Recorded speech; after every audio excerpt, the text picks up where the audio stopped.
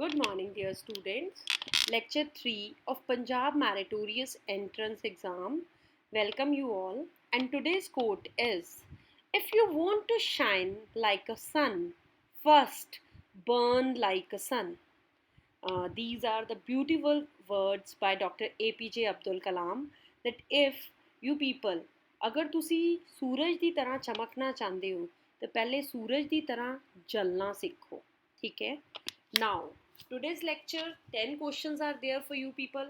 Our first question is metal which is liquid at room temperature. ਮੈਨੂੰ ਇੱਕ query ਆਈ ਕਿ ma'am ਤੁਸੀਂ ਪੰਜਾਬੀ ਵਿੱਚ ਵੀ ਕਰਵਾਓ. ਬੇਟਾ ਮੇਰੀ ਪੂਰੀ ਕੋਸ਼ਿਸ਼ ਇਹੀ ਹੈ ਕਿ ਮੈਂ ਪੰਜਾਬੀ ਵਿੱਚ ਵੀ ਕੁਐਸਚਨ ਬੋਲਾਂ ਔਰ ਦੂਜੀ ਗੱਲ ਇਹ ਜਿੱਦਾਂ ਮਲਟੀਪਲ ਚੋਇਸ ਕੁਐਸਚਨ ਹੈ ਤਾਂ ਤੁਹਾਡੇ ਲਈ ਸੌਖਾ ਹੈ ਕਿਉਂਕਿ ਕੋਈ ਇੰਨਾ ਬਹੁਤਾ ਫਰਕ ਨਹੀਂ ਹੈ ਪੰਜਾਬੀ ਤੇ ਇੰਗਲਿਸ਼ 'ਚ. ਠੀਕ ਹੈ ਬੇਟਾ. ਮੈਟਲ ਮਤਲਬ ਧਾਤਾਂ ਵਿਚ is liquid at room temperature, ਜਿਹੜੀਆਂ ਕਿ ਰੂਮ ਟੈਂਪਰੇਚਰ 'ਤੇ ਜਿਹੜੀਆਂ ਲਿਕੁਇਡ ਹੈ. ਠੀਕ ਹੈ ਨਾ ਬੇਟਾ. ਆਪਸ਼ਨਸ ਹੈ ਸੋਡੀਅਮ, ਸਭ ਦੇ ਫਾਰਮੂਲੇ ਲਿਖਾਂਗੀ ਮੈਮ ਨਾਲ.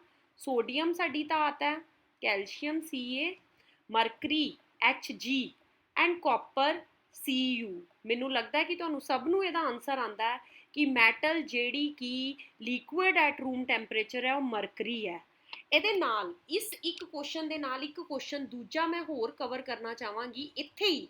ਮੈਟਲ ਵਿਚ ਇਜ਼ ਪ੍ਰੈਜ਼ੈਂਟ ਇਨ ਥਰਮਾਮੀਟਰ. ਅੱਗੇ ਦੇਖਿਆ ਤੁਸੀਂ ਸਿਲਵਰੀ ਕਲਰ ਦੀ ਇੱਕ ਮੈਟਰ ਹੁੰਦੀ ਹੈ ਥਰਮੋਮੀਟਰ, ਤਾਂ ਉਹ ਜਿਹੜੀ ਥਰਮੋਮੀਟਰ ਦੇ ਵਿੱਚ ਜਿਹੜੀ ਮੈਟਲ ਪ੍ਰੈਜ਼ੈਂਟ ਹੁੰਦੀ ਹੈ that is known as mercury, Hg. ठीक है बेटा. Now our next question is hormone secreted by thyroid gland. ਕਿਹੜਾ ਹਾਰਮੋਨ थायराइड ग्लैंड द्वारा secrete ਕੀਤਾ ਜਾਂਦਾ ਹੈ? ਤੇ ਇੱਥੇ ਬੇਟਾ ਆਪਸ਼ਨਸ ਹੈ thyroxine, insulin B option, C adrenal and D none of them. नीचे तो शुरू करांगी मैं. एड्रेनल ਜਿਹੜਾ ਹਾਰਮੋਨ ਹੈ ਇਟ ਇਜ਼ ਸਿਕਰੀਟਡ ਬਾय ਐਂਡਰਲ ਗਲੈਂਡਸ ਜੋ ਕਿ ਐਂਡੋਕਰਾਈਨ ਗਲੈਂਡਸ ਹੁੰਦੇ ਨੇ. ਠੀਕ ਹੈ ਬੇਟਾ. Insulin is secreted by pancreas. pancreas secrete ਕਰਦੇ इंसुलिन. and ਦੇਖੋ ਹਿੰਟ ਤਾਂ ਤੁਹਾਨੂੰ ਇੱਥੋਂ ਹੀ ਮਿਲ ਗਿਆ थायराइड. ठीक है ना. आंसर तो ਤੁਹਾਨੂੰ नोटिस हो गया. thyroxine hormone is secreted by thyroxine hormone is secreted by thyroid gland. ਇਹਦਾ ਮਤਲਬ ਜੇ which hormone secreted by ਇੱਥੇ pancreas ਆਂਦਾ ਤੇ ਤੁਹਾਡਾ insulin ਆਂਸਰ ਹੋਣਾ ਸੀ. ਜੇ which ਪਰ ਇਸ ਲਈ ਇਹਦਾ ਆਂਸਰ ਇਹ ਨਹੀਂ ਹੈ. ਜੇ ਇੱਥੇ ਹੁੰਦਾ ਕਿ ਹਾਰਮੋਨ ਸਿਕਰੀਟਡ ਬਾय ਐਡਰਲ ਗਲੈਂਡਸ ਤਾਂ ਫਿਰ ਤੁਹਾਡਾ ਆਂਸਰ ਐਡਰਾਨਲ ਹੋਣਾ ਸੀ. ਪਰ ਫਿਲਹਾਲ ਇਸ ਕੁਐਸਚਨ ਦਾ ਆਂਸਰ ਹੈ थायरोक्सिन. ठीक है बेटा. Third question is molecular formula of propane. कल ही मैं ਤੁਹਾਨੂੰ ਦੱਸਿਆ ਸੀ ਉੱਪਰ मैं आई ਦੇ ਵਿੱਚ ਆਪਣੀ ਵੀਡੀਓ ਦਾ ਲਿੰਕ ਦੇ ਦਿੱਤਾ ਹੈ ਨੋਮਨਕਲੇਚਰ ਦਾ ਵੀਡੀਓ ਦਾ. If you people want it ਤਾਂ ਪਲੀਜ਼ ਇਸ ਵੀਡੀਓ ਨੂੰ ਇੱਦਾਂ ਦੇ ਕੁਐਸਚਨਸ ਦੀ ਕੁਐਰੀਜ਼ ਸੋਲਵ ਕਰਨ ਲਈ ਜ਼ਰੂਰ ਦੇਖੋ. ਠੀਕ ਹੈ ਬੇਟਾ. ਹੁਣ ਆਪਾਂ ਆਪਣੇ ਇਸ ਕੁਐਸਚਨ ਨੂੰ ਲੈਣੇ ਆ ਪ੍ਰੋਪ. ਮੈਂ ਤੁਹਾਨੂੰ ਬਾਰ-ਬਾਰ ਦੱਸ ਰਹੀ ਹਾਂ. C1 it is myth. C1 it is myth है. C2 ith. ठीक है. C2 ith and C3 is prop. ਕੱਲ ਦੇ ਕੁਐਸਚਨ ਕੱਲ ਦੇ ਲੈਕਚਰ 'ਚ ਮੈਂ ਬਿਊਟ ਬਾਰੇ ਡਿਸਕਸ ਕੀਤਾ ਸੀ, ਉਹ 4 ਹੈ. ਠੀਕ ਹੈ. ਹੁਣ ਦੇਖੋ ਬੇਟਾ, ਹੁਣ ਤੁਹਾਨੂੰ ਮੈਂ ਦੱਸਦਾ C2 ith ਹੈ. ਇੱਥੇ ਪ੍ਰੋਪ ਪੁੱਛਿਆ. ਇਹਦਾ ਮਤਲਬ ਆਪਸ਼ਨ A ਇਜ਼ ਕ੍ਰਾਸ ਕਿਉਂਕਿ ਇੱਥੇ ਕਾਰਬਨ ਕਿੰਨੇ ਨੇ 2. ਆਪਸ਼ਨ B ਇਜ਼ ਕ੍ਰਾਸ ਕਿਉਂਕਿ ਇੱਥੇ ਕਾਰਬਨ ਕਿੰਨੇ ਨੇ 2. ਇਹਦਾ ਮਤਲਬ right answer is between option C and D. ਬੇਟਾ ਥੋੜਾ ਜਿਹਾ ਤੁਹਾਨੂੰ ਮੈਂਟਲ ਲੈਵਲ ਨੂੰ ਲਗਾ ਕੇ ਮੈਰੀਟੋਰੀਅਸ ਦਾ ਪੇਪਰ ਕਰਨਾ ਪੈਣਾ ਹੈ. ਹਰ ਕਿਸੇ ਦਾ ਪੇਪਰ ਕਲੀਅਰ ਨਹੀਂ ਹੋ ਜਾਏਗਾ because questions are somewhere tricky. ਠੀਕ ਹੈ ਨਾ. ਔਰ ਉਹੀ ਟ੍ਰਿਕਸ ਤੁਹਾਨੂੰ ਮੈਂ ਸਿਖਾਣੇ ਆ. 2 ਆਪਸ਼ਨਸ ਤੁਹਾਡੀਆਂ ਕ੍ਰਾਸ ਹੋ ਗਈਆਂ. ਇਹਦਾ ਮਤਲਬ ਜਾਂ ਤਾਂ ਤੁਹਾਡੀ ਆਪਸ਼ਨ A ਹੈ ਤੇ ਜਾਂ ਤੁਹਾਡੀ ਆਪਸ਼ਨ A ਹੈ. ਇਹਦਾ ਮਤਲਬ ਮੇਕ ਹੇਅਰ 3 ਕਾਰਬਨਸ. ਪ੍ਰੋਪੇਨ ਹੈ, ਸਿੰਗਲ ਬੌਂਡ ਹੈ, ਕੋਈ ਔਖਾ ਨਹੀਂ. ਇੱਕ hydrogen, 2 hydrogen, 3 hydrogen, 4 hydrogen, 5 hydrogen, 6 7 8. ਇਹਦਾ ਮਤਲਬ your answer is C3H8. now next, at the time of short circuit the current in the circuit is.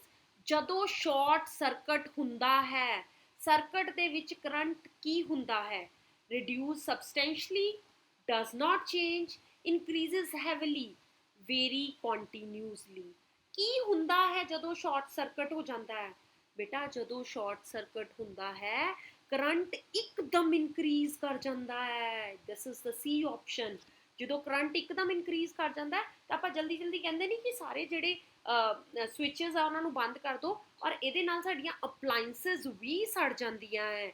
ਜੇ ਆਪਾਂ ਸ਼ਾਰਟ ਸਰਕਟ ਦੇ ਟਾਈਮ ਆਪਣੀਆਂ ਅਪਲਾਈਐਂਸਿਸ ਨੂੰ ਸਵਿਚ ਆਫ ਨਾ ਕਰੀਏ, ਸ਼ਾਰਟ ਸਰਕਟ ਦੇ ਟਾਈਮ ਕਰੰਟ ਤੇ ਕੀ ਇਫੈਕਟ ਹੁੰਦਾ ਹੈ, ਇਹ ਇੱਕਦਮ ਇਨਕਰੀਜ਼ ਕਰ ਜਾਂਦਾ ਹੈ, ਹੈਵੀਲੀ ਇਨਕਰੀਜ਼ ਹੋ ਜਾਂਦਾ ਹੈ। For fifth question is the three elements B, SI and GE are। ਸਭ ਤੋਂ ਪਹਿਲੇ ਤਾਂ ਪਤਾ ਹੋਣਾ ਚਾਹੀਦਾ ਤੁਹਾਨੂੰ B ਕੀ ਹੈ, SI ਕੀ ਹੈ ਤੇ GE ਕੀ ਹੈ। B stand for boron, S stand for silicon, S stand for silicon, and what about GE? GE stand for germanium। बेटा metals ਇਹ नहीं है, non metals ਇਹ नहीं है, metal non metal metalloid respectively ਇਹ नहीं है। We have a right answer with us with metalloids। ਕੀ ਹੈ? metalloids। metalloids ਕੀ ਹੁੰਦੇ ਹਨ? metalloids which have both properties, that is of metals as well as non metals, ਦੋਨਾਂ ਦੀਆਂ properties ਜਿਹਦੇ ਚ ਹੋਣ ਉਹਨੂੰ ਆਪਾਂ ਕੀ ਕਹਿੰਦੇ ਆ? metalloid। ਸਾਡੇ ਕੋਲ boron, silicon ਤੇ germanium ਤਿੰਨੋਂ ਕੀ ਨੇ? metalloids। Our sixth question is, no matter how far you stand from a mirror, कुछ मैटर नहीं करता कि तुसी मिरर तो कितनी दूर खड़े हो, your image appears erect। The mirror is like to be। mirror की होएगा? plain mirror, concave mirror, convex mirror, either plain or either convex।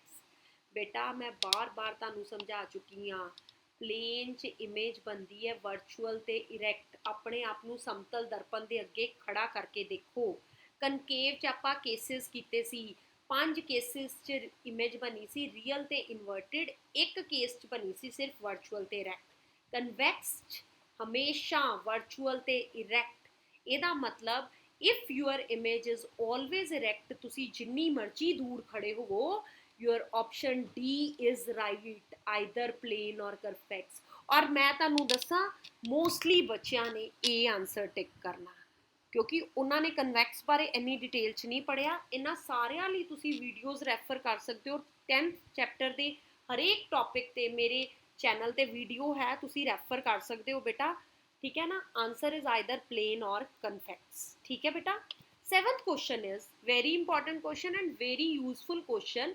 The 3 R's to save the environment: recycle, reduce and reuse, radial, reproduce and redraw, regenerations, recover and reshuffle, or none of above।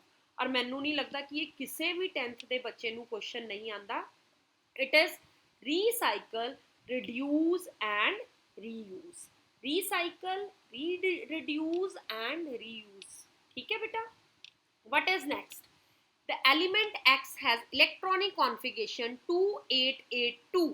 It means that it belongs to second period, second group। ਕੀ ਦਿੱਤਾ ਹੈ ਤੁਹਾਨੂੰ ਇੱਥੇ? electronic configuration ਦਿੱਤੀ ਹੈ 2882। ਔਰ ਤੁਸੀਂ ਕੀ ਪਤਾ ਕਰਨਾ ਹੈ? ਤੁਸੀਂ ਪਤਾ ਕਰਨਾ ਹੈ ਕਿ ਜਿਹੜਾ ਐਲੀਮੈਂਟ ਹੈ ਉਹ ਕਿਹੜੇ ਪੀਰੀਅਡ ਤੇ ਕਿਹੜੇ ਗਰੁੱਪ 'ਚ ਹੈ। ਉਹ ਸੈਕਿੰਡ ਪੀਰੀਅਡ ਅਤੇ ਸੈਕਿੰਡ ਗਰੁੱਪ 'ਚ ਹੈ, ਉਹ ਫੋਰਥ ਪੀਰੀਅਡ ਤੇ ਫੋਰਥ ਗਰੁੱਪ 'ਚ ਹੈ, वो फोर्थ पीरियड के सेकेंड ग्रुप च है, वो सेकेंड ग्रुप के फोर्थ पीरियड च है।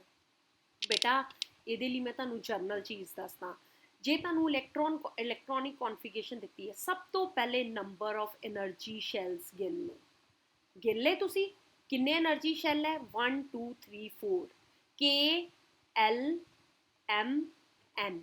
जिन्ने एनर्जी शैल्स होणगे उन्ना ओदा पीरियड होएगा। ਇਹਦਾ ਮਤਲਬ फोर्थ पीरियड। ਇਹਦਾ ਮਤਲਬ you have to see the option B and C। But ਹੁਣ ਆਪਾਂ ਨੰਬਰ ਆਫ ਗਰੁੱਪ ਕੈਲਕੂਲੇਟ ਕਰਨੇ ਆ। ਗਰੁੱਪ ਲਈ ਤੁਸੀਂ ਕੀ ਕਰੋਗੇ? ਤੁਸੀਂ ਲਾਸਟ ਸ਼ੈਲ ਦੇ ਵਿੱਚ ਇਲੈਕਟ੍ਰੋਨ ਦੇਖੋਗੇ। ਕਿੰਨੇ ਇਲੈਕਟ੍ਰੋਨਸ ਹੈ? 2। ਇਹਦਾ ਮਤਲਬ ਗਰੁੱਪ ਕੀ ਹੋਏਗਾ? ਸੈਕਿੰਡ। ਇਹਦਾ ਮਤਲਬ ਸਾਡੀ ਆਪਸ਼ਨ ਕਿਹੜੀ ਠੀਕ ਹੈ? C। ਬੇਟਾ ਜੇ ਇੱਥੇ ਤੁਹਾਨੂੰ ਵੈਲੈਂਸੀ ਵੀ ਪੁੱਛੀ ਹੁੰਦੀ ਤੇ ਇੱਥੇ ਵੈਲੈਂਸੀ ਲਾਸਟ ਸ਼ੈਲ 'ਚ ਕਿੰਨੇ ਇਲੈਕਟ੍ਰੋਨ ਹੈ? 2। तो ਇਹਦਾ मतलब वैलेंसी कितनी होनी सी 2। ठीक है बेटा, ਇਹਦਾ मतलब एनर्जी शैल्स तो तुसी पीरियड ते ग्रुप्स तुसी कित्थों पता करोगे, number of electron present in the valence shell. ਇਹਦਾ मतलब we have a C option with us, fourth period and second group. Now name the metal which is preserved in kerosene. Sodium formula मैं पहले भी लिखाया Na, caesium Cs, gallium Ga and iron Fe। बेटा sodium metal नू असी kerosene under preserved करते हैं। What is the reason behind it? It is very reactive metal, बहुत ज़्यादा रिएक्टिव मैटल है, जिदे करके एयर ना रिएक्शन करके एक्सोथर्मिक रिएक्शन ਜਿਹੜੀ ਆ ਉਹਨੂੰ ਪ੍ਰੋਡਿਊਸ ਕਰਦਾ ਹੈ। ਇਸ ਲਈ ਆਪਾਂ ਇਹਨੂੰ ਪ੍ਰੀਜ਼ਰਵ ਕਰਕੇ ਰੱਖਦੇ ਹਾਂ ਮਿੱਟੀ ਦੇ ਤੇਲ ਦੇ ਵਿੱਚ। ਠੀਕ ਹੈ। Last question, plaster of Paris is prepared heating gypsum at a temperature। plaster of Paris the formula ਕੱਲ ਮੈਂ ਤੁਹਾਨੂੰ ਯਾਦ ਕਰਨ ਲਈ ਕਿਹਾ ਸੀ, ਬਿਕੋਜ਼ ਇਹਦੇ ਬਹੁਤ ਸਾਰੇ ਕੁਐਸਚਨਸ ਪੇਪਰ 'ਚ ਆਉਂਦੇ ਨੇ। ਕਿਹਨੂੰ ਹੀਟ ਕਰਦੇ ਆ ਆਪਾਂ? ਇਹ ਸਾਡਾ plaster of Paris ਬਣਦਾ ਹੈ ਜਿਪਸਮ ਨੂੰ। ਤੇ ਕਿੰਨੇ ਟੈਂਪਰੇਚਰ ਤੇ ਰਿਐਕਸ਼ਨ ਹੁੰਦੀ ਹੈ ਬੇਟਾ? This reaction take place at 373 kelvin. ਠੀਕ ਹੈ ਬੇਟਾ। ਹੁਣ ਇੱਥੇ ਕਨਫਿਊਜ਼ਨ ਕੀ ਹੋਣੀ ਤੁਹਾਨੂੰ ਕਿ ਇੱਥੇ ਤਾਂ ਕੈਲਵਿਨ ਦਿੱਤਾ, ਜੇ ਸੈਲਸੀਅਸ ਦਿੱਤਾ ਹੁੰਦਾ ਤੇ ਫਿਰ ਕਿੰਨਾ ਸੈਲਸੀਅਸ ਦਿੱਤਾ ਹੋਣਾ ਸੀ? 100 ਡਿਗਰੀ ਸੈਲਸੀਅਸ। ਸੈਲਸੀਅਸ ਨੂੰ ਕੈਲਵਿਨ 'ਚ ਕਨਵਰਟ ਕਰਨਾ ਤੇ ਆਪਾਂ ਕੀ ਐਡ ਕਰਦੇ ਹਾਂ? 9ਵੀਂ ਦੇ ਸਵਾਲ ਹੈ ਪਹਿਲੇ ਚੈਪਟਰ ਦੇ ਪਹਿਲੇ ਅਧਿਆਏ ਦਾ। ਕੈਲਵਿਨ ਨੂੰ ਸੈਲਸੀਅਸ 'ਚ ਬਦਲੋ ਤੇ ਸੈਲਸੀਅਸ ਨੂੰ ਕੈਲਵਿਨ 'ਚ। 100 ਡਿਗਰੀ ਸੈਲਸੀਅਸ 'ਚ 273 ਐਡ ਕਰਦੇ ਹਾਂ ਤੇ ਕਿੰਨੇ ਕੈਲਵਿਨ ਬਣ ਜਾਂਦੇ ਆ? 373 ਕੈਲਵਿਨ। ਇਹਦਾ मतलब ਜਿਪਸਮ ਹੈ 2 ਮੋਲੀਕਿਊਲ ਆਫ ਵਾਟਰ ਹੈ ਨਾ, ਤੇ ਉਹਨੂੰ ਜਦੋਂ ਆਪਾਂ ਹੀਟ ਕਰਦੇ ਹਾਂ ਤੇ ਉਹਦੇ ਚੋਂ ਲੌਸ ਹੋ ਜਾਂਦਾ ਮੋਲੀਕਿਊਲ ਆਫ ਵਾਟਰ, ਡੇਢ ਮੋਲੀਕਿਊਲ ਆਫ ਵਾਟਰ ਲੌਸ ਹੋ ਜਾਂਦਾ। ਠੀਕ ਹੈ, ਕਿਉਂਕਿ ਜਿਪਸਮ 'ਚ ਕਿੰਨੇ ਵਾਟਰ ਆਫ ਮੋਲੀਕਿਊਲਸ ਹੁੰਦੇ ਆ? 2 ਨੂੰ ਆਪਾਂ ਹੀਟ ਕੀਤਾ 373 ਡਿਗਰੀ ਕੈਲਵਿਨ ਤੇ we have a plaster of Paris, 1.5 molecules ਉਹ ਚੋਂ ਲੂਜ਼ ਹੋ ਗਿਆ। ਠੀਕ ਹੈ, ਔਰ we remain with CaSO4 half molecule of water. So in this ways ਖਜ਼ਾਨਾ ਵੱਧ ਰਿਹਾ ਵੀ ਦਿਨ 27 ਕੁਐਸਚਨਸ ਹੋ ਚੁੱਕੇ ਹੈ। 3 ਕੁਐਸਚਨਸ ਮੈਂ ਪਹਿਲੇ ਲੈਸਨ 'ਚ ਤੁਹਾਨੂੰ ਲੈਕਚਰ 'ਚ ਘੱਟ ਇਸ ਲਈ ਦੱਸੇ ਸੀ ਕਿਉਂਕਿ ਉਦੋਂ ਮੈਂ ਨਾ ਤੁਹਾਨੂੰ details of meritorious entrance exam ਦੱਸਣਾ ਸੀ, ਪਰ ਉਹ 3 ਕੁਐਸਚਨ ਜਲਦੀ ਹੀ ਮੈਂ ਪੂਰੇ ਕਰ ਦਾਂਗੀ ਤੁਹਾਡੇ, ਐਂਡ ਤਾਂ ਕਿ ਜਿੰਨੇ ਮੈਕਸਿਮਮ ਕੁਐਸਚਨ ਹੋ ਸਕੇ ਮੈਂ ਤੁਹਾਨੂੰ ਦੱਸ ਸਕਾਂ। So be with me, take care of yourself ਬੇਟਾ। If you want to shine like a sun, first burn like a sun। Doctor APJ Abdul Kalam ਦੀ ਬਹੁਤ ਅੱਛੀ ਕੋਟ ਜੋ ਮੈਂ ਤੁਹਾਡੀ ਮੋਟੀਵੇਸ਼ਨ ਲਈ ਰੋਜ਼ ਲਗਾਉਂਦੀ ਹਾਂ। So thank you so much, have a good day.